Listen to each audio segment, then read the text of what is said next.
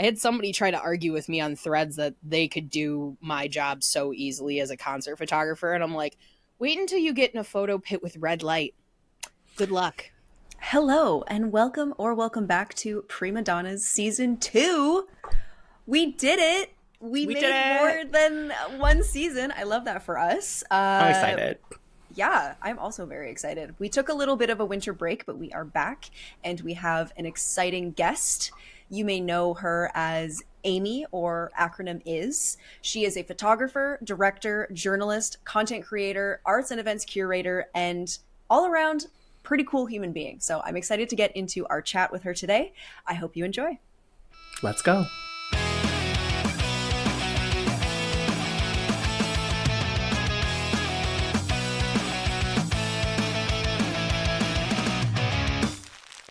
We are here today with the lovely Ami Nicole of acronym IS. You are someone who I saw online and was very impressed and intimidated by in the best way, because No. you have so, in like, for lack of a better term, you have so many fingers and so many different pies. You know, like, you're so well rounded, you have so many different skill sets, and I kind of want to get a feel for how this all started, where your lore kind of began, and how you got into all of the cool stuff that you do. Cool. Well, here goes my whole spiel. So I started photography when I was 13 years old. I was doing just regular film cameras, and then once just because I'm a little bit older, I am 36. So I started on digital right when I kind of hit freshman year of high school. Took pictures of my friends, took pictures of their bands on, Friday, Saturday nights. And then it just kind of evolved from there. I kind of dipped out of the music side for a teeny bit of time and was doing a lot of portraiture and doing urban exploring photography. But eventually I gravitated back towards concert photography, doing portraits, but for more so musicians and creatives. And then I do film stills for music videos and for feature films. So it's been kind of a crazy road to get to that point, and there's been a lot of ups and downs with it. But I tell everybody that being an artist is like being the cockroach that won't die. So as long as you just hold on for as long as possible, you'll get somewhere eventually.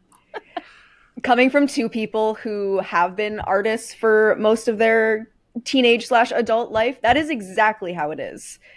As long as you just keep at it, something will happen eventually. And if it doesn't, then you just got to keep going. Exactly. It's, trying to. I've done a lot of things where you throw things at the wall until they stick, but there are some things that have just always been a part of my background and everything. And music's definitely been one of them, but photography in general, I tried to quit. I tried. It maybe lasted 6 months, and then I was like, nope, I'm back. I can't not. It was more of a me trying to figure out who I was outside of the camera, because a lot of photographers, you'll run into them and you'll realize they kind of hide behind their camera. And so honestly, with, and you've obviously done tons of TikTok, it kind of taught me a little bit more on how to be in front of the camera as well as behind it. So that's where I feel like I started really connecting with people, is when I started kind of bringing myself out along with what I do.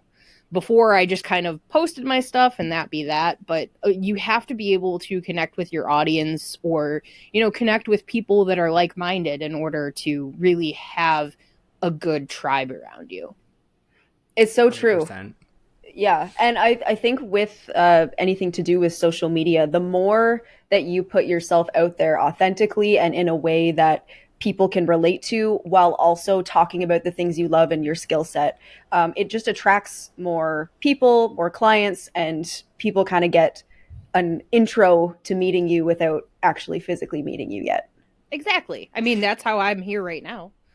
It's true. It's so true. That's how we know each other. That's how we know each other. Exactly. No, I was so impressed just like going through your Instagram. Your Instagram for your photography stuff is gorgeous, for one. You have a very good eye for what you do, obviously. But it was like reminiscent almost to like old Instagram days, where all you needed to do was just post pretty pictures in a thing. And I love that.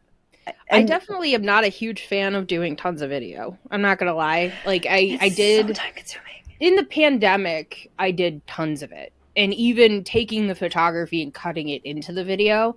But after a while I even got to a point where I was just like, you know what? I'm just gonna post and you can either like it or not. I don't really care about my metrics anymore. I'm just putting my work out there and going, okay, let it be that.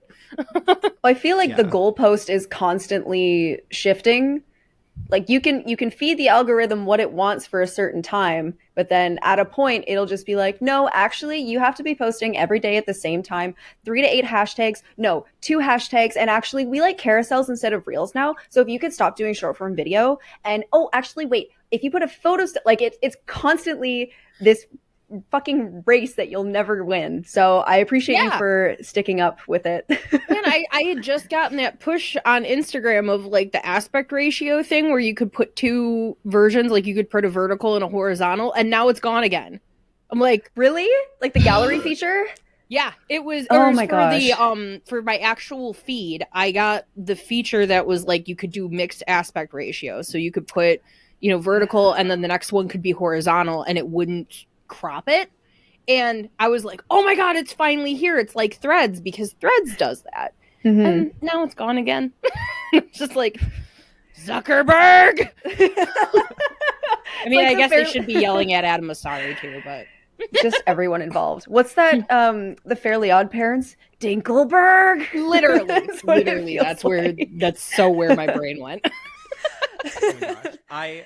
I completely agree with a lot of what you just said. Surprise! I'm actually a photographer as well. You didn't know beforehand, but there you are.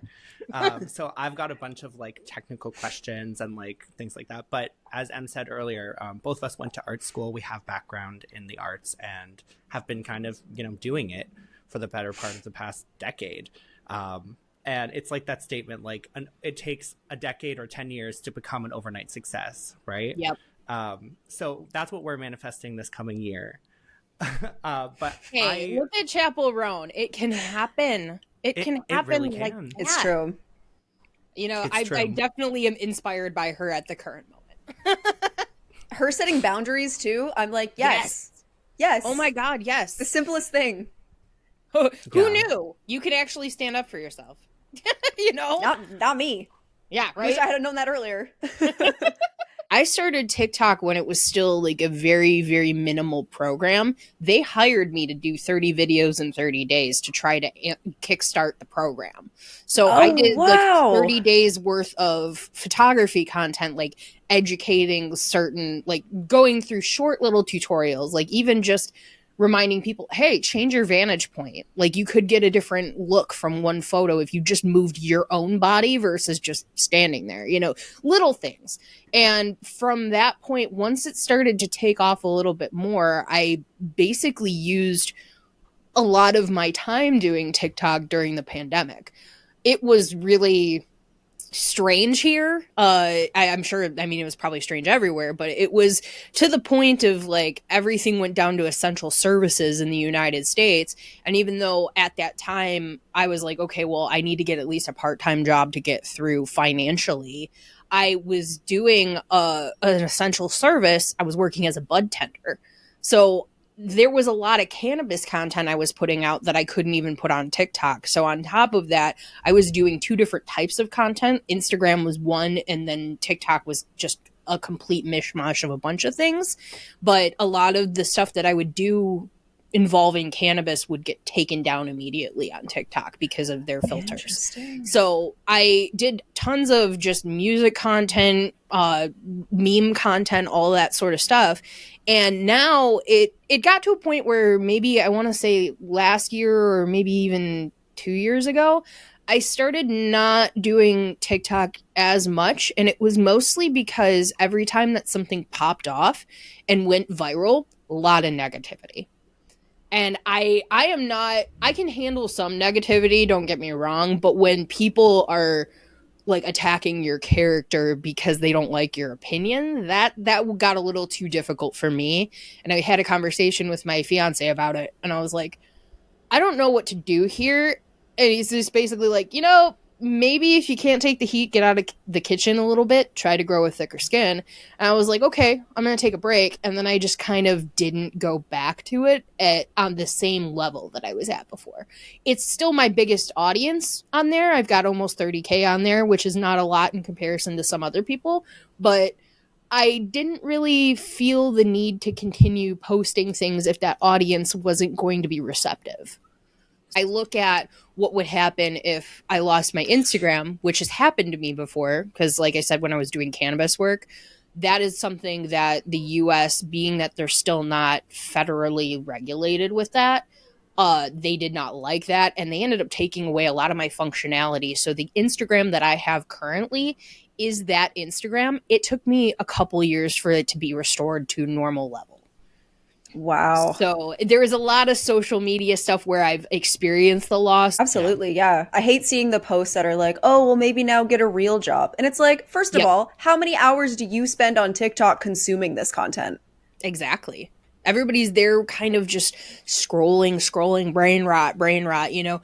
But if you're actually doing content creation, you know how much goes into it. Even doing a podcast, a lot of work goes into that. You have to do all of this editing. You have to set up your interviews. You even vet the people that you're bringing on to make sure that they're the type of person you want on their podcast.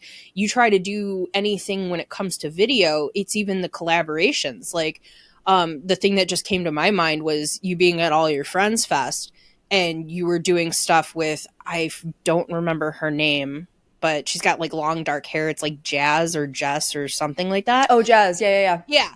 And you have to like set up stuff with people. You have to plan out what you're going to do. That all takes time. It's not like everybody's just standing there, oh, I'm going to set my phone up on a tripod and whatever. I mean, some people do, but you still have to go through and edit that. You have to have a concept in mind. It is a job. It just is not a normal 9 to 5. And the people that can't do it really have opinions about what they think it is. And they voice those opinions on the social media apps, which is always so funny to me. And you touched on a few things that I like definitely identify with, in the sense that like there's this misconception, and perhaps it's because everybody has a phone in their pocket these days, but there's this misconception that photography is easy. And I personally have experienced online and in person that rhetoric coming from people who don't consider themselves artistic or skilled in those kinds of things. And it's almost like being talked down to a little bit. Have you kind of encountered that? And on a second note, like photography, the industry of photography has a reputation for being a boys' club. And have you had to navigate that in your work with like concerts and events and stuff? Or is that something that's surprisingly not as present? Both. I'll address your first one first. I once was told by someone that I was doing creative content work for, like I was helping with their content, that they took better pictures with their phone than I did my camera. And that relationship didn't last much longer after that. No. I'm like, okay, then get a tripod, bitch. But you know, it definitely has happened. There are a lot of people that think it's super easy. There are a lot of people that have misconceptions about what your turnaround time should be, because they're used to just, you know, taking something on their phone quickly, editing it in Instagram and done. But with the work that I do, even when it comes down to, say I have a couple DJs that I work with.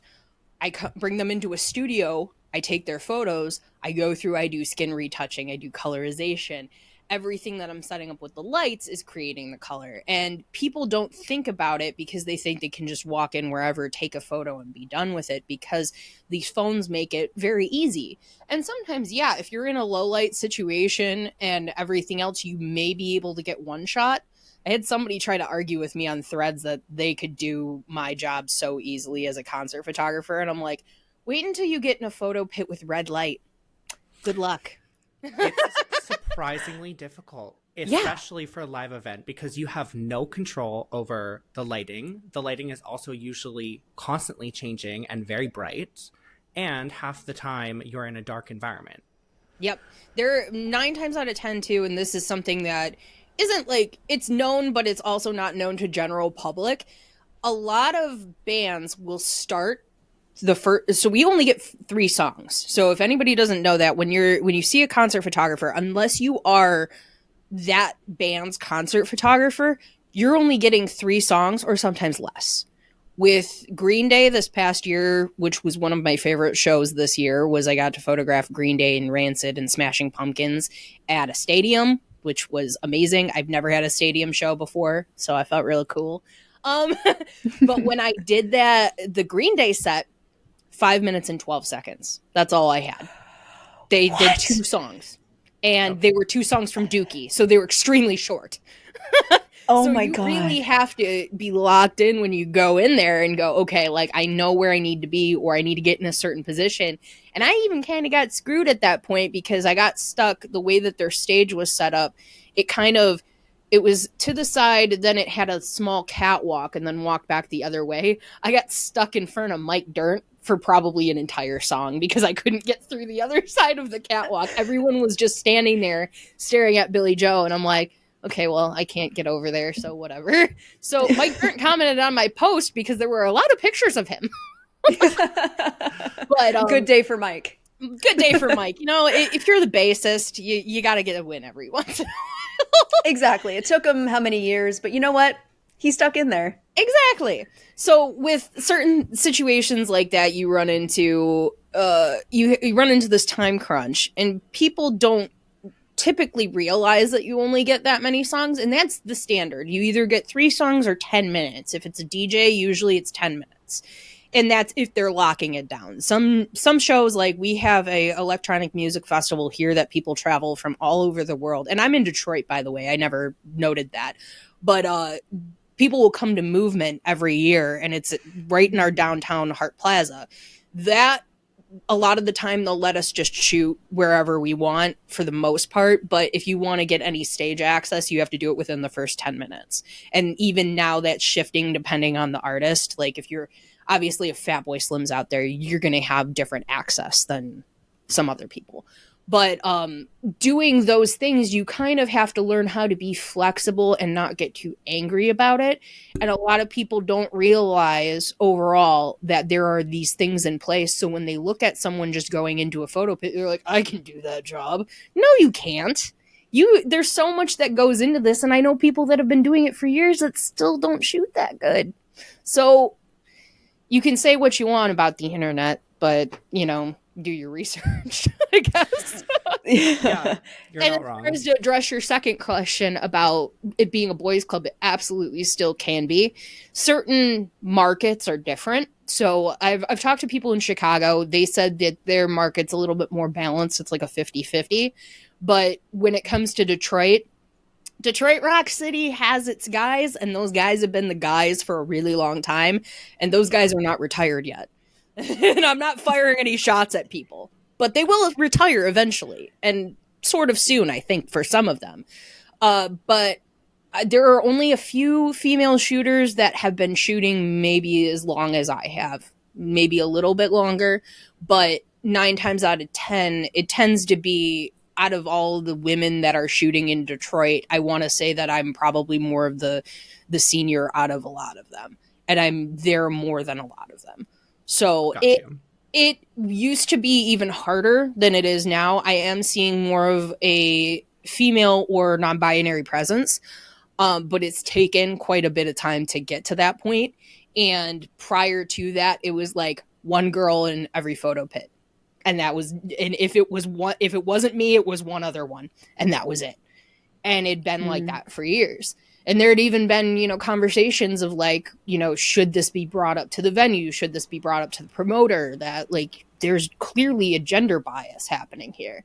But I think it's also a combination of you have the gender bias, but also the fact that these guys have been going for so long, and some of them have toured with Metallica. Some of them have been working at Getty Images for so long. So yeah, they're going to be the ones that are still going to be around. But I definitely seeing it change a little bit. And we've also, as a group, with a lot of my other concert photographer friends, have tried to instill a more positive experience within the photo pit, making sure that if we see someone stepping out of line in terms of their behavior, to say something, because there have been times where people have tried to bully me out of the photo pit, bully my friends out of the photo pit, and we're not standing for it now that we have a little bit more skin in the game. So we're trying to make sure that there's that. And we've also created a concert photographers group on Facebook that literally is called Concert Photographers parentheses non-toxic edition, because those groups can get so hostile. People will post a photo and they're like, you suck, why are you even trying? So we've tried to create a safer space for those people and for people to ask questions. Because now that a lot of us have been doing it for a long time, there are so many people that look at what we do and get inspired by what we do, and they want to ask us questions. And I've never been one to gatekeep. Like, you want to ask me a question, I'm going to give you an answer. I'm not going to stand here and go, well, oh, you need to schedule a session with me to have that information. No. Yeah, at $120 an hour. Exactly. Turn around and reach back and help someone. You don't have to hold their hand the entire time, but at least help them get on the next platform. Mm-hmm. I had two questions.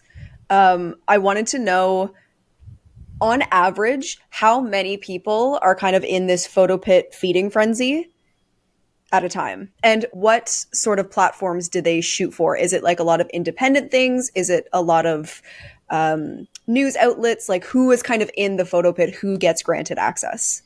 Little bit of a mixture, at least in our spots, and it depends on the venue and what band as well, band or artist. But when it comes down to it, it'll be for some. Here, let me backtrack so I can say this in a more flawless manner. When you go to, say, for example, Little Caesars Arena, that is our arena that is not Ford Field, which is our like super arena / stadium.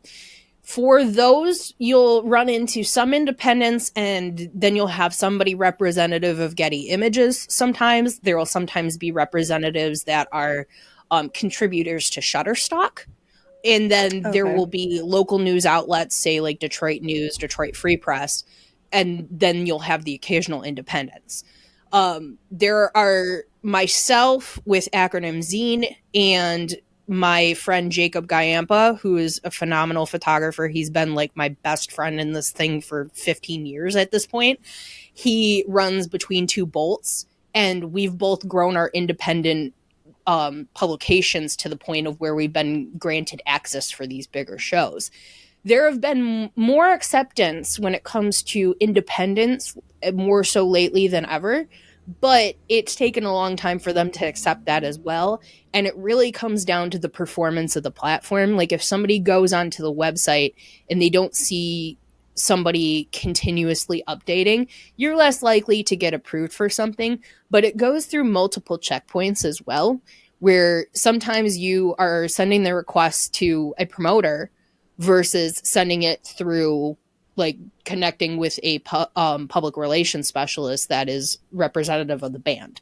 So, for example, I think before Em and I had a conversation about Avril Lavigne, and I found the publicist for that because I was like, okay, I know I have this somewhere. I can give you this information. But when it comes down to some other ones, it can be, we have a overhang promoter called 313 Presents. A lot of our requests go through them if we're doing anything that is connected to their promotions. Same thing with Live Nation. They have their own setup where you request stuff. So it is a matter of they go through and they look at your publication, or if they know you already and know you're consistent. So that has been one of the biggest things, is that as long as your publication is consistent and you're doing good work, they're willing to say to the PR that is on the other side, like, hey, these are the people that we think are going to be the best for your situation. When it goes down to other venues, like sometimes with AEG shows, that's another promoter that we have here that's pretty big, that we usually have to contact PR. So it's just finding, like, okay, how is this done in the location that you're at? And that's why having camaraderie with the people that are with you is really helpful, because you can have these conversations with each other. It's kind of, it used to be kind of secret, and it's not anymore because everybody kind of found out about it. But we have like a group chat of like 4 of us from Detroit and 1 of us from Chicago. And we constantly are having these conversations with each other. And 4 out of the 5 of us are mods for that group that I mentioned earlier, because we want to, be able to help people. And when those questions come up, we're like, oh, does anybody know if Tyler, the creator, is approving for show this year? And those conversations we can have out in the open with these other people. That way we're not all going, oh, we need to find the contact. Oh, wait, they're not approving anybody, which happens quite a bit. Especially in the recent years, there's been a lot of pop artists that don't approve anymore. But interesting. It also, like, a lot of them gotten upskirted and had bad photos, so they're more so controlling their own narrative, which I respect. Totally fine. Yeah. When it comes down to how many people are in the pit, it really depends on the PR's approval or the venue's approval, depending on who you're talking to. So it could be anywhere from 3 to 16 people. I've been in a photo pit for Snoop Dogg where there was like 20 of us, and I'm like, this is a little much. Yeah, you got to be able to move around if you want to get different angles, different shots. So in situations where you have too many people, or sometimes the layout of the stage will kind of screw you over, you could end up being in a photo pit that could usually hold 15 people, but there's only 7 or 8 of you, but the speakers are right up against the stage, so you can't move once you get in there. So there's certain things that you just have to learn how to be flexible with. Yeah. I don't know if that answered it. No, you did. Yeah, that answered it perfectly. And it just, adds to your kind of a feather in your cap of how good, because you can just do anything from anywhere. Yeah. You really have to learn, and kind of, it takes time as you're in the photo pit to go, okay, this is the process I want to follow. This is how I can get from point A to point B.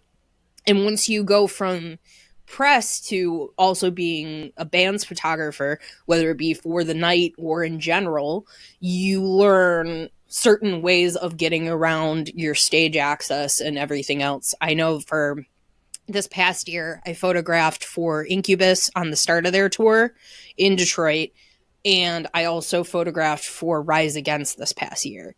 And you learn certain things as you're doing those when you have the stage access of going, okay, I can go over here. If I want to get a shot of the drummer, I can sneak behind these speakers. But one of the things that helps when you're an elder emo is that you wear all black. So I'm constantly wearing all black and creeping in the little areas in order to get the photos I want. So then you can get those cool drummer shots where you're behind the kit and then you see the drums and then the crowd. You have to be able to kind of sneak around with that. And some people, they get a little bit of an ego when they first start shooting that sort of thing. They're like, I want to be visible so people see me on stage. It's not about you. We're all black and shut up. Of course it is. What? It happens. You know how it works. You've mentioned so many things I want to touch on to rebuttal, but oh my goodness, I completely feel you. I'm not an event photographer myself. I did live events, like crowd stuff, for a while, and then did a couple concert things here and there. And it is not easy. It is really challenging. And I want to commend you on your work that I've seen, and also your Photoshop skills that you must have, because in my experience, half the photos I took at concerts were shit, but editing made them usable. Yeah. It can be really hard. There's a reel somewhere on my page. If you flip over to the reels, you can probably find it faster. But it's a clip that shows what my raw looked like from a shot I took of Chapel Roan at Glove Ball this year, because I was there for that Statue of Liberty performance, which I'm getting goosebumps even thinking about. But during that performance, I got this one shot, and when you look at the raw looks like ass. It's terrible. It's like there's half the stages in the shot because the stage is this tall and everything else. But I remember having a conversation with somebody else, and they're going, man, everybody else's photos looked so good and mine are so boring. And so I made this reel kind of as a response to that conversation, because that photo looks terrible when you look at it from the camera. But if you crop in, you do some minimal editing, you remove some of the junk that's in the background, and then you kind of do your own color composition, that photo turned out to be a banger because of the care that I put into it. And sometimes you just need to see a little bigger, and it makes me think of that quote from Inception, you just need to dream a little bigger, darling, or however it goes. Because if you don't try to whimsify your stuff, you're going to end up with bland stuff. You're going to end up with a shot that you feel like is less than exciting. Now, the difference in there, this is a two-parter, is that there's a difference between press photography and creating photography for creation purposes. So if you go on any festival website or festival Instagram or whatever, you can look at the photography that they put out, and the festival is going to churn out more of creative content, more photos that are going to make you go, oh my God, I wish I was there. That's so insane. But then you have the press side of it where you're shooting like a Getty image, or if you're doing house photography for a venue, for some venues at least, or Getty or Shutterstock, or just even shooting for the news. You have to document that in a way that is, this is what it looked like when I was standing there. And so those two things don't always coexist. And at least for Acronym Zine, I have now, it took me forever to trust anybody because this is my baby. I finally have team members that are on my team. Took me forever to trust. But it turned into one of those things where they're like, well, do you want me to shoot in an editorial style like I'm shooting for the news? And I'm like, you shoot however you want to shoot, baby. I'm fine with you exploring your creative bounds, because this is for us. This is for us to, basically, a lot of us, we do the zine in order to obviously promote music or whatever. But at the same time, we also do it because we would like to get picked up by bands. We would love to go on tour with bands. And doing those things, you need to have more of a creative eye, because even if you look at bands' pages, they're not getting straight up Getty images. They're not getting, just clear, true to tone. They're doing more creative things because they want their images to be more eye-catching. So knowing which road you're going down when you're doing concert photography is also really important, because you either need to figure out what your publication wants, or if you're doing this for a creative sense. Right. That's a really important distinction that I think those people who assume wrongly that photography is easy do not consider really at all. Like, Definitely. Are you making art, or are you documenting an event or something that actually happened, kind of a thing? I definitely have a lot of people that have opinions on my stuff. Trust me. I had one guy just verbally tear me down in a photo pit going, your shit sucks. I hate your stuff. You're never going to get anywhere shooting like that. And I'm like, okay. I was like a week after Green Day, and I'm like, you can't hurt my feelings, bro. You really can't. But it was one of those things where, some people look at it and go, oh, this is way too artistic. Like, why are you using prisms? Why are you using all of this extra stuff in order to make your photos look different? And because I would be bored if I was shooting it the other way. I can shoot it that way, and I have. Doesn't mean I want to. Yeah, I would rather be more creative with my work. But if you're being hired to do something, like you're working for a venue, 9 times out of 10, they want you to shoot a little bit cleaner, more concise. But some venues don't. I know there's one venue here. It's a Fillmore in Detroit. They let PJ, who is an amazing photographer, do what he does. He's so creative. And I feel like, when venues allow you to be yourself, like the venue that I work for, they're totally like, do what you do. We just love what you do. And having that creative freedom is really great. But I also understand why the Detroit News doesn't shoot like that. It's a very different medium.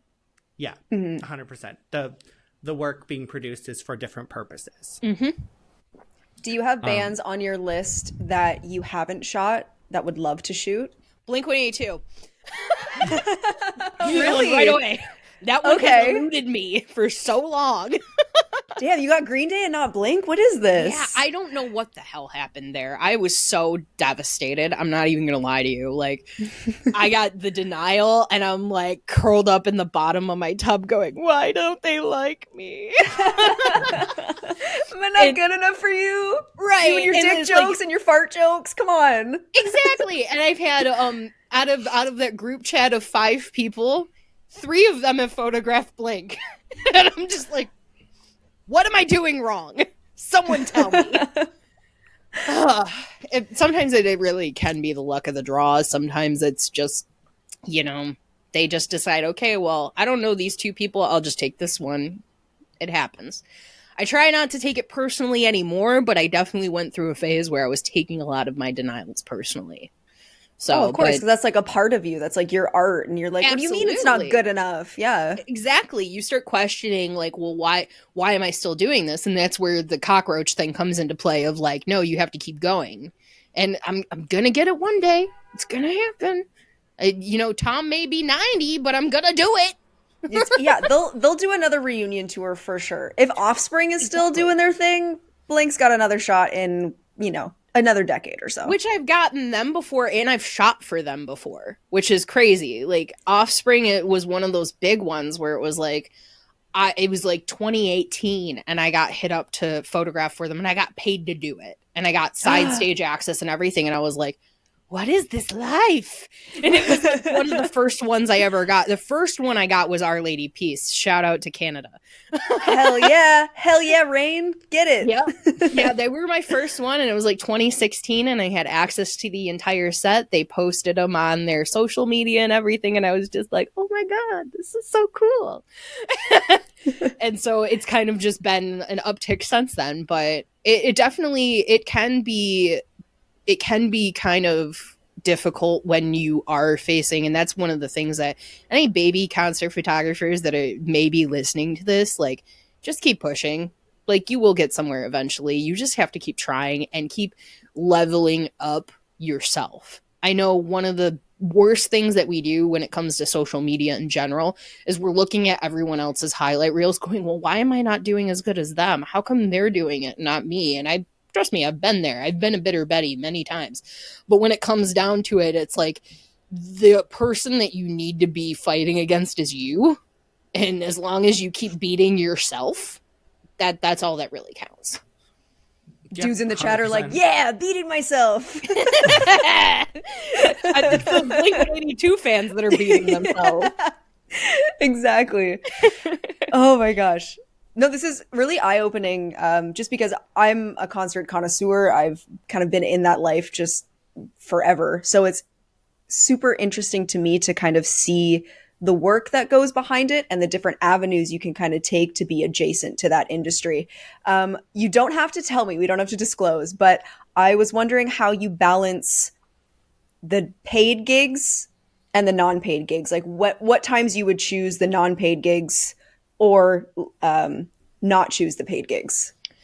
Well, I feel like a lot of it, and this is another one of those things for the baby photographers that are out there, like, yo, you're probably not going to get paid for a while. It's a thing. People have so many.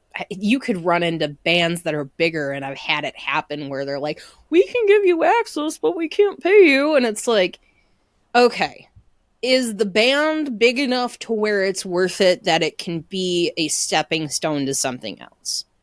That's usually when I make that call. If it's something that I feel like is not at that level where it's like, okay, this isn't better than the last time I did it, I have to really question with myself because I don't want to be somebody that contributes to the problem. A lot of us, there's a couple things that are in the concert photography realm that land on this level. So I'm going to touch on that real quick, where there are sometimes concert releases that you have to sign where they're called what is called a full rights grab, which is basically the concert or the contract that comes to you is like, we own all the images that you're shooting and you basically have to sign that. Is a rift between photographers of like, do you sign that? Do you not sign that? And it really is up to your discretion on whether you feel comfortable signing that or not. There are some bands that are like that. I won't say who it is, but they were on the All Your Friends Fest lineup. They are one of the bands that has a full rights grab contract. And I got one sent to me the first time, and I'm like, this is in a venue with really shitty lighting, and I just want to see this band. I don't care. They're not going to use these. I guarantee they're not going to use these. It's so dark in there. So I signed it. Whatever. And it came up again, same band. They were on a tour with another band that I had never photographed before, also was on the All Your Friends lineup, so you maybe can piece this together. But they basically made it sound like if you do not sign X's contract, you don't get to photograph Y.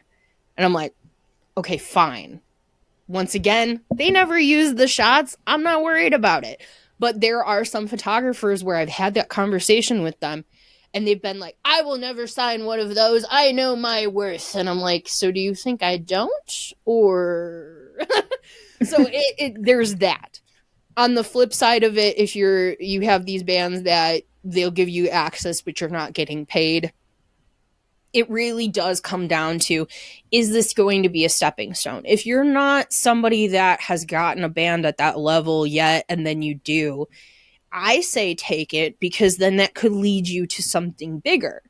But I wouldn't say do it all the time, or do it for bands that aren't worth it. Like, every band is great for the most part that you come across. Like, everybody is creating art and they're doing what they love to do. And, there are a lot of bands, for example, in the emo genre that, like, I'll do it for the nostalgia reason if I want to photograph a band or something like that. But even if you're photographing for press, if you are not on like a Detroit news or like any news outlet, you're probably not getting paid if you're doing independent. So a lot of the time we're doing this for the sake of, I'm creating art, I'm trying to level up the magazine, I'm trying to level up my own work, I'm getting access to these bigger bands. So a lot of the time you're not getting paid. So I have less of a frustration with it than someone who is contributing to Getty or Shutterstock who's getting paid per session that they're going out. So I don't know if that really gives you a clear cut answer, but for me, I just feel like it's always a case-by-case basis for me. I was only asking because I run into it a lot of the time with the influencer space, where a lot of brands will be like, hey girl, we'll send you like all these cute clothes and we expect all of this content from you, but like, we're not going to pay you. And like, that's cool, right? So I was wondering if saying no to those gigs is a way to kind of stop that attitude from the people that are asking from it. Now, I will say on the influencer side of the spectrum, because I did the cannabis influencer side, so it's a little different than what you were doing, but it also has a lot of the same themes, especially that. There are so many brands that would reach out and like, hey, I'm going to send you a bong, and we just want you to post this many things. And I'm thinking, that does not equate to what you're sending me. You could send that to a bunch of other people and they'll accept it. But at that point in time, I had a decent cannabis following, and I'm like, no, you should be paying me for this. You should be paying me to put your product in front of my audience. Now, for concerts, it's not really a 1-to-1 ratio when it comes to it, because they're not gaining, a band is not going to gain much exposure from me taking photos of them necessarily. A lot of people who already love that band are going to see those photos and love that band more. So we don't have the same 1-to-1 ratio on the return on investment, I would say. But when it comes to the influencer side, definitely, like, if there are brands that are like absolutely can afford to pay you, and I felt like and that's kind of why I don't do the influencer content creator thing as much anymore, is because of that. There are a lot of brands that have taken advantage of me or have tried, depending on what tier I was at the time. And I felt like turning a lot of those down when they weren't beneficial was important. But sometimes you'll get a brand every once in a while that's like, I really want to work with that brand. And in that sense, it turns into like, okay, I'm going to have this conversation with them of like, yes, I will do this content, or I will do a piece of what you've asked for. Like, if they want like 5 reels, no, you're getting 1 reel or nothing. Sorry, 5 reels is a lot to ask for someone when you're sending them maybe $300 worth of stuff. So having that conversation of like, I'll do you this one solid, but if you come and request me again, I will demand payment. I feel like that's my kind of formula with things now that I've been in the game for a little bit longer. Right. Because before, you're always like so excited that, a brand sees you and you're like, yeah, of course. And then you start doing free content and you're like, hold up. Wait a Yeah. second. I'm Yeah. not going to say which one, but we've had a conversation about that before with a specific brand. And it's like, you guys can afford to pay people. Don't just be like, I'm going to send you some stuff and you got to post it. No. Like at Mm-hmm. that point, if you have a bunch of different outlets and people are connected to you and all this other stuff, you can afford to pay people. Don't grift people by thinking that you're giving them some sort of present in exchange for the content. It's not equivocal. Now, if they're giving you like $500 to $1,000 worth of stuff and that equates to one reel, then yes, absolutely. But it's very different to be like, I'm going to send you a $30 to $40 item and you need to Mm-hmm. promote it like hell. No. Yeah. Yeah, and I think that that's something that, obviously the younger generation navigating social media has maybe yet to learn. And that's why we still see it so widespread, where Yep. these companies are willing to be like, hey, here's this $15 item, plus shipping that I'm going to send to you for free. And I need like 14 different posts and like 3 carousels and, 2 reels or 2 TikToks or what have you. Multiple It, stories throughout your week. No. yeah, like as if this specific product is like part of your life kind of a Mm-hmm. thing. And I think a lot of brands have realized that like the power of that influence is so much stronger than certain other types of traditional advertising. And having these conversations is much like the conversation of like have pay transparency. And there's Mm-hmm. been some people that even on the concert photography side of things, there's one guy that he photographs for the Tonight Show and does tons of festivals. I'm gonna botch his last name to high heaven. It is Tom Ula. I do not remember how to, I don't he's amazing, whatever his last name is. I apologize. But he actually has a blog called ishootshows.com. And he's talked about gender bias. He's been very open with a bunch of that stuff. But one of the things that he did was he started an Excel spreadsheet of pay transparency. And so he sent it out to his network because he's got so many followers at this point, and was like, basically, when if you've gotten paid for a job, put in what you got paid for it. You don't have to designate what band or anything like that.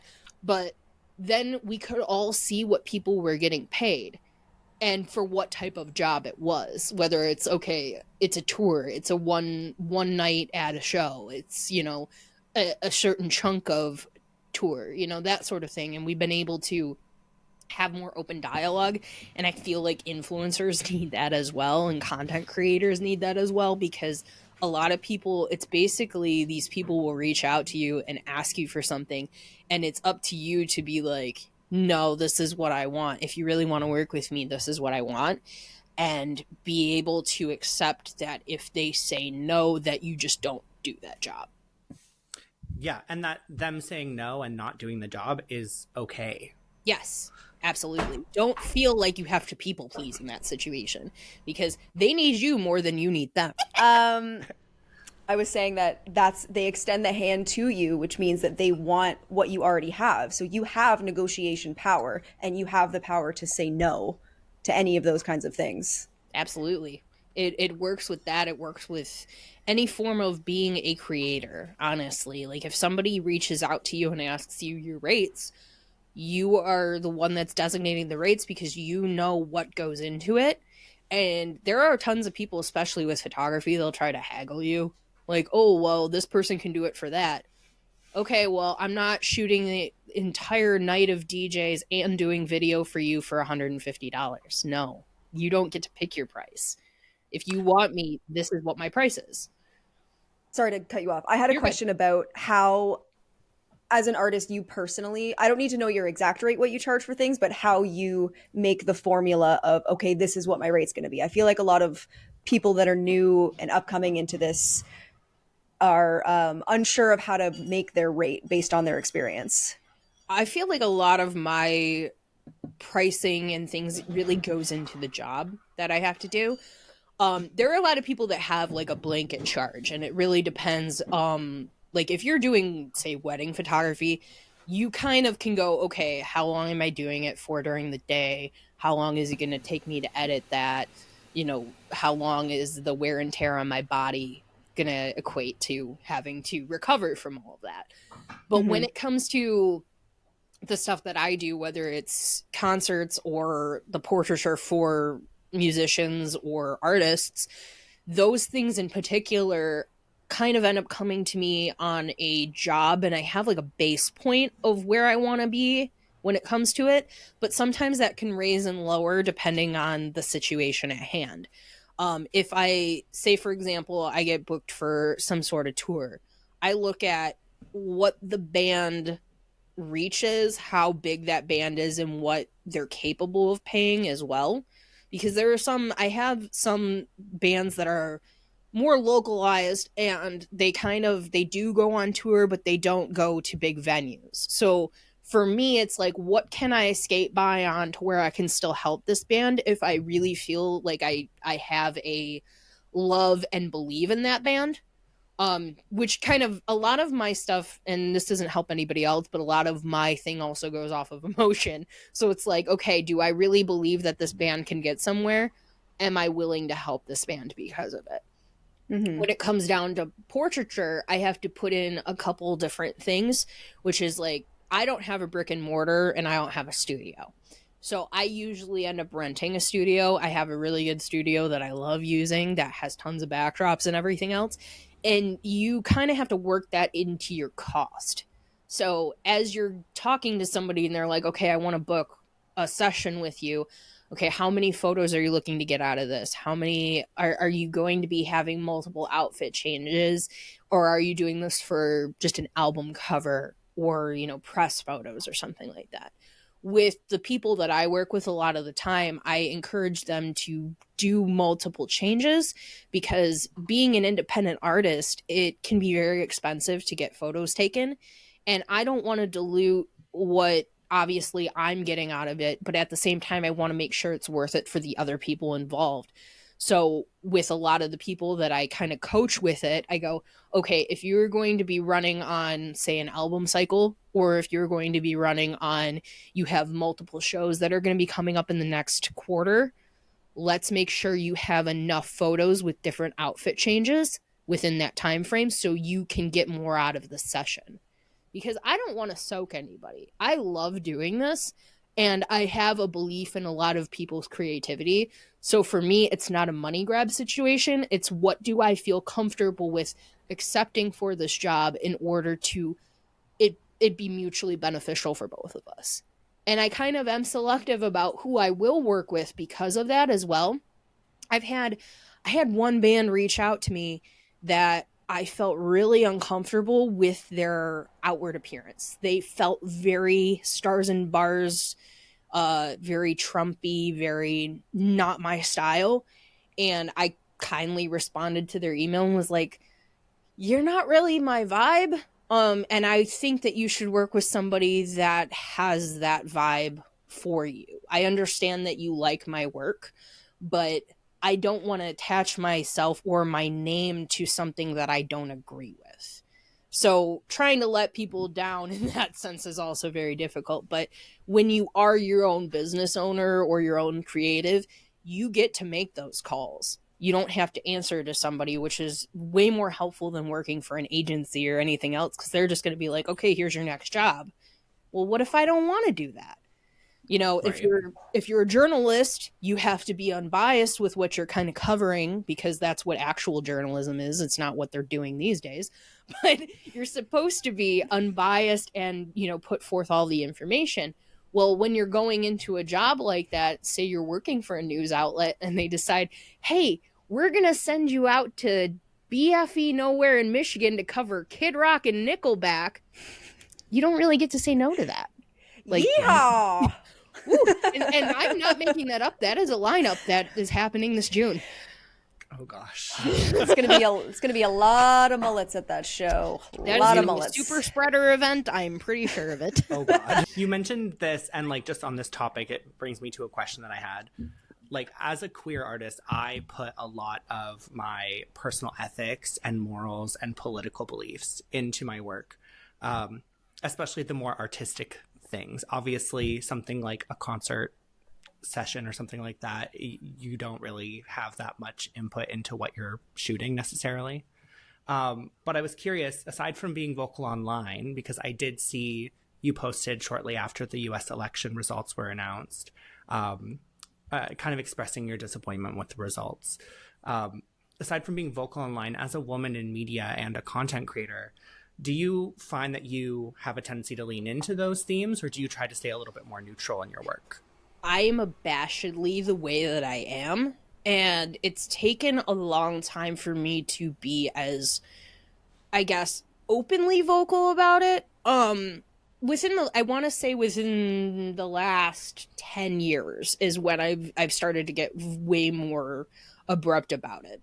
Um, and it really does stem back from, I say 10 years because I'm thinking of something specific that I shot that it was against Trump that I did. And it was around 2016. And I was very, very just like, I am so angry right now and I need to get it out in the only artistic way possible. So I did a collab with one of my friends where he painted Trump as a clown, and I gutted a TV. We put the photo or the paint inside the TV, and then I had someone wear it while wearing a suit with a red tie, and we lit a newspaper on fire. And there is a Wow. specific spot in Detroit where it's painted on the side of a bridge. It says danger, reality ahead. And so that is in the background of the shot. And I remember I actually submitted that to Dark Beauty magazine and they rejected it, saying this is too overtly political. Please choose another image. And you're So, like, it definitely no. comes up. But as things have gotten progressively worse, I've been a lot more open with it because to me, I feel like if there's anything I can do is be brave, because I have what I call a lack of, how do I put this? A lack of self-preservation. um, that I find myself being a little bit more blunt than everyone else can be. So during even 2020, I was out in Detroit doing the marches for BLM. I was documenting a lot of it, which is a whole nother animal of being like boots on the ground doing political coverage, because there's a lot of danger. I did get tear gassed. I got doxxed. I got targeted by the KKK. There was a Oh, lot of wow. that. So like mostly cyber stuff. It wasn't really like physical with the side of tear gas, but when you experience those things and you realize that even no matter how loud you are, you can still be louder, it's definitely something that I felt like I can't put it back in the box now that it's out. And I refuse to hide from it. So I'm going to put it into my art by elevating people that I feel represent the ideals that I'm comfortable with, but also, you know, making it louder for those people. I am part of the LGBTQ community. I am pansexual. So for me, I found that once I accepted my queer identity as well, it kind of helped me get past hiding behind a lot of things. So now, when it comes down to even reproductive rights being rolled back in the US and everything else, I still will cover those events. I'm still very open about it. But the unfortunate side effect of social media is that they're like, oh, you have to niche down in order to connect with blah, blah, blah. So a lot of that stuff ends up being put more so on the zine than it does on my main page currently. But my stories and my threads are definitely right there. Okay, yeah. And we love you for it. Yeah, first of all, love that. Second of all, I think that it like also speaks a lot, not just to photography, but also to like the genres of music that you have focused on. You know, the kind of the feeling of rebellion, and you know, punk and alt music has always kind of been political. Yep. And you know, photography through journalism or otherwise has been used to document those processes and help further those conversations. And I've really gathered from our conversation today that that's like very important to you.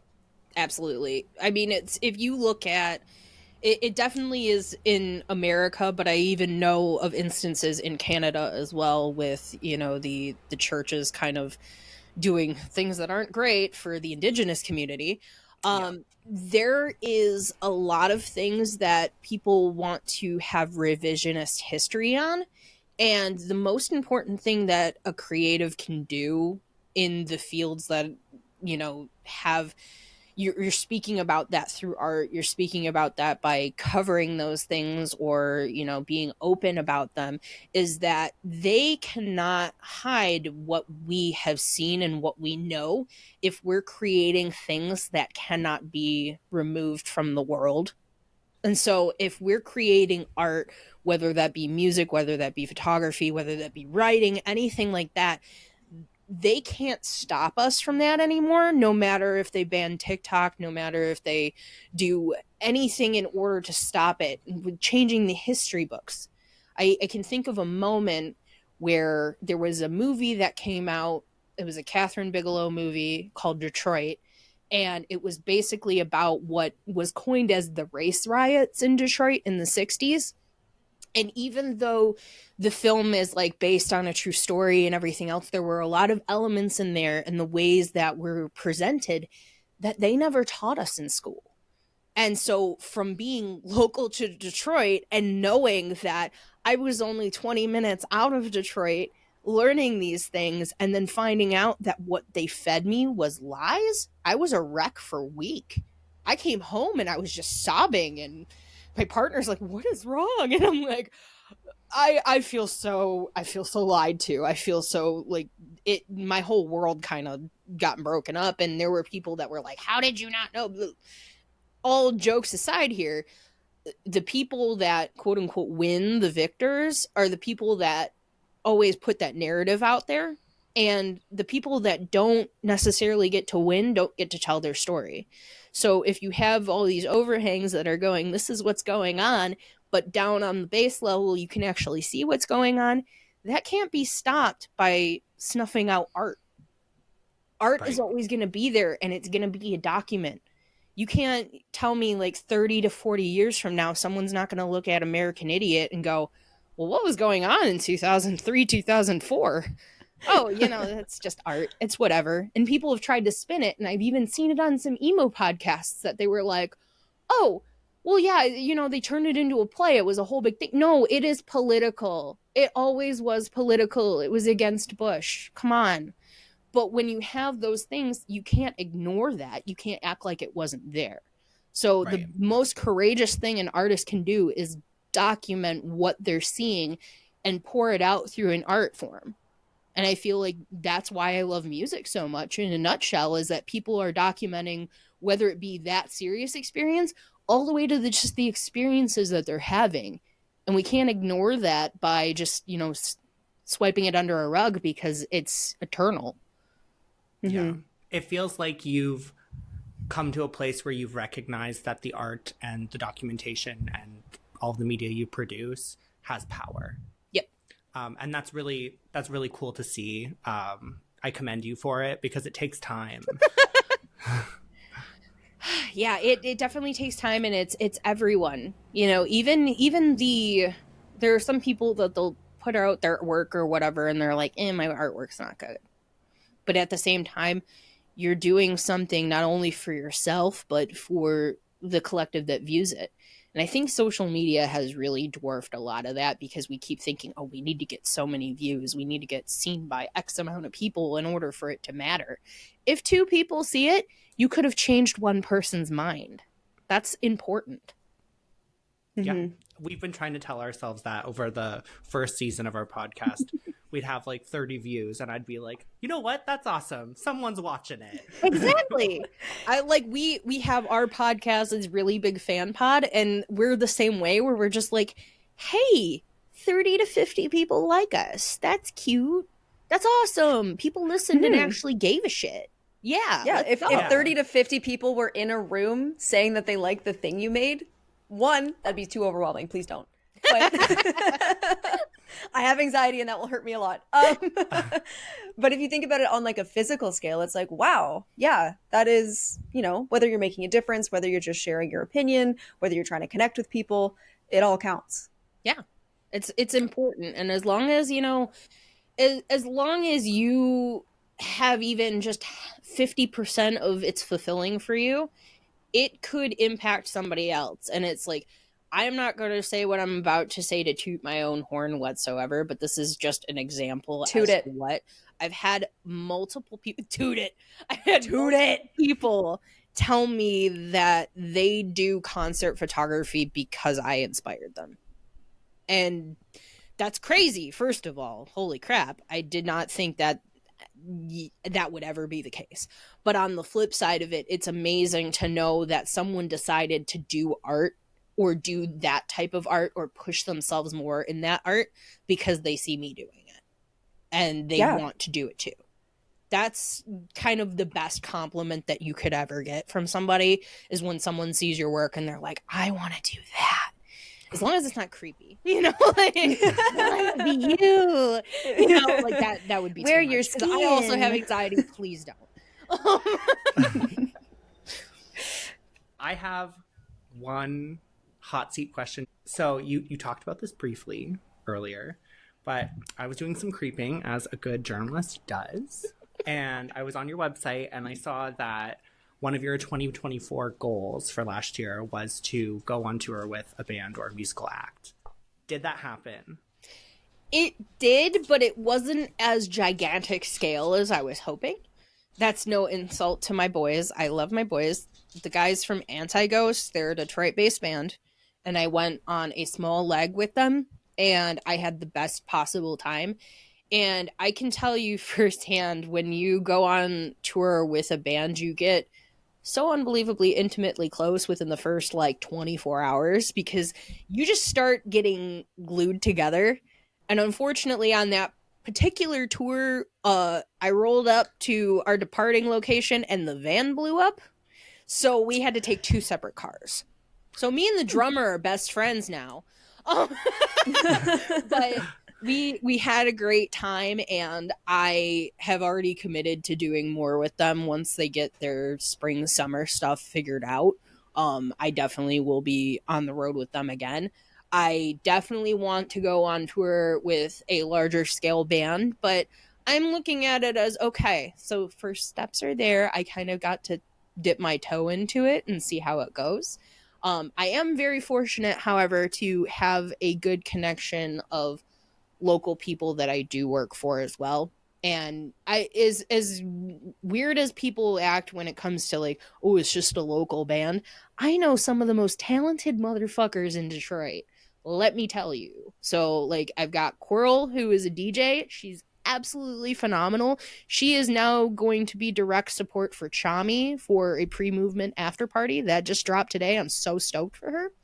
And then there is a rapper named Krim, who used to go by Crimson Alchemist, nerdcore rapper. Her and Mark Cooper are both two of my clients, but they're amazing rappers and they are so talented. And Mark is a producer as well. So like I get to see so many creative people to the point of I actually throw shows at a venue that is in Detroit and I bring in a bunch of local talent for that, and I set it up where it's multi-genre. So when we do them during the summer, we do 3 stages. I do one rock stage, one rap stage, one DJ stage, and the rock and rap are inside, and then the DJs are outdoors, so people can dance and go crazy. But when we do that, it's to try to help them get seen by more people and to elevate them to the next level. And some of them are already elevating, obviously, on their own too. But fostering a local community also can help bring you to the next step as well. So I really am a big believer of helping each other out. When you guys are all like in a group together, like you're stronger together than you are apart. But right. I definitely, there is a side of me that's like, I want to go on tour with a bigger band. I want to see all these different places that I haven't seen yet. You know, I've only been to Toronto once. I would like to get up there again soon, you know, that sort of thing. Yeah. So eventually it'll happen. I just have to keep holding on to it and keep moving and keep elevating myself. Hey, it's a new year. So many things are going to happen. Do you have a short list of bands that you would be like instant yes, I'm going on tour with you? I'm gonna look at my wall here because I've got. So you can't see it, and I'm not allowed to show it to you. But I create big posters of my photo passes.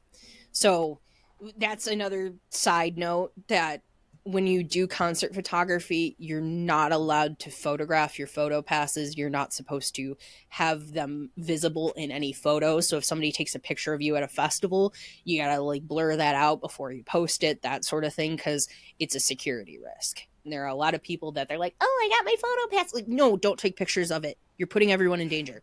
Anyway, I would definitely.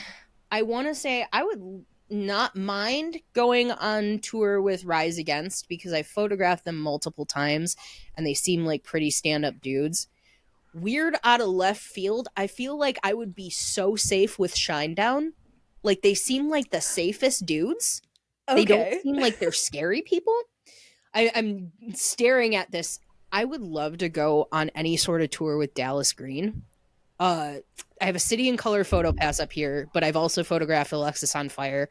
I love both bands. I would love, love, love, love, love to be connected with him. I don't want to sound like an asshole when I say this. I used to really want to go on tour with Taking Back Sunday, but my opinion has changed over time. They were one of my favorites. And it's just definitely, I don't think it's for me these days, but that was definitely one on my list for many years. I really loved Taking Back Sunday. I wouldn't say no if they asked me, maybe, unless something worse comes out in the next month or so. But, that could change. You never know. Well, let's hope that some of the bands you listed we've manifested, and maybe you'll hear from them after, because that would be cool. Absolutely. Mm-hmm. I wanted to hear a rapid fire list of rules while in the photo pit, because you know how Mosh Pit, they have the rules. I want to hear 3 to 5 or however many you can come up with rapid fire rules about being in the photo pit. Okay. I've already said some of them, but I will definitely throw them out there again. Don't touch people if you don't have to. That's a big one. Like there's no reason you should put your hands on someone else's hips to move across the photo pit. Don't do it. Just don't touch people. If you have to touch people, 2 fingers, tap tap on the shoulder. That's all you need. Don't take pictures of your photo passes. I already explained why. Security risk and safety and everything else, because you don't want anybody wandering around, especially if you got all access. You don't want people to be able to photocopy that and put it out there. Common courtesy, don't stay in one spot too long, especially if that spot is a highly coveted position. There are some photographers that will literally get in there and they will just stand right dead center and will never move. And it's like, no, please move. Other people need to get in that position too. Everybody would like that shot. Please don't do that. I'm trying to think what else. It is helpful to not have your photo bag with you. I know it can be kind of scary for some people, but tuck your bag underneath like the barricade or something. Don't carry it with you on your person when you're in the photo pit, because it can create issues of people being able to move around more. No flash. You're not allowed to use flash. Most people don't know that, but like if you're not doing a local show, hardcore show, or you're not either the band photographer or have gotten approval for house, like you do not need a flash and you can't be popping those off. It is very distracting for people. The only caveat for that is a lot of EDM shows are cool with it because there's tons of lights going all the time. I was gonna say you can't notice if your flash goes off. Exactly. It's just like I've yeah. had that conversation with my DJ friends. They're like, "Oh yeah, use flash for me all the time." Like I do not care because there's tons of lasers and things happening. That's another good one, actually. If there are lasers that are coming down low enough to where you're in the photo pit and you try to turn around and take a photo of the crowd, if a laser hits your sensor, it can completely destroy your camera. So be very careful about lasers. Wow. Very okay. true. That was one I did not know, and I luckily didn't learn the hard way, but I was told that by the venue I shoot for house, because they have lasers that are running, and they're like, hey, by the way, this can destroy your camera. We had it happen to somebody before. And I'm like, ooh, okay, never again. This has been honestly such a great conversation. I'm so glad to know kind of more about what you do and all of the amazing things that you have accomplished. I hope you are proud of yourself. I'm here to give you your flowers because Thank you you. are doing great work and you are going to get what you want. And I'm saying it now because that's just how I like to live. Yeah, Do thank you you have so anything much. you would like to promote? Let me think. I mean, I have both of my websites. There's acronymIs.com, which is just basically my photography stuff. You can take a look at my portfolio and see if you like what you see. On top of my Instagram, of course, at acronymIs. I'm at acronymIs on all socials. So if you look that up pretty much anywhere, you're gonna find me. Um, the acronym zine.com is our magazine, so that's me and 5 other photographers. They're all super talented and I love them so much because we are all just like grinding away trying to make a better tomorrow with our stuff. And they're definitely people that you should check out and follow as well. If you look at the acronym zine Instagram, you can probably find all of their handles there. But they are so phenomenal and I love them so much, so I definitely want to give them a plug. If you're local to the Detroit area, we have Found in the Underground Festival, which is the fest that I was talking about before, where I bring in a ton of artists. We have them showcase their work, and then we have the performers on 3 stages. We just did one where we raised money for the LGBTQ community center nearby. It's called Affirmations, and we did money for Planned Parenthood as well. So we donated the ticket portion of the ticket sales to that. Everything that didn't go to operations went straight to them. So we try Amazing. to give back to our community where we can. And then a really big fan pod is our podcast. We are not nearly as consistent as we should be, but we basically talk about like nerd and pop culture stuff. And then we talk to somebody for 20 minutes to an hour about something that they're a really big fan of. So we've had people come on and talk about Dune. We've had people come on and talk about physical media. We even had Jacob, my concert photographer best friend, talk about how he also likes to take pictures of birds. He goes birding. So it Love can be a that. mixed bag. Okay, Awesome. well, Well, definitely yeah. check out Amy and all of her content and all of the platforms if you're listening. Thank you If so you much for want to coming. find all of those, you can actually go to my first pin post. All of those ats are in there. Okay, the Hell pin yeah. post on Insta. Yeah. Alrighty. Awesome. Perfect. I think that's it from us. Yeah. Thank you so much. Thank you.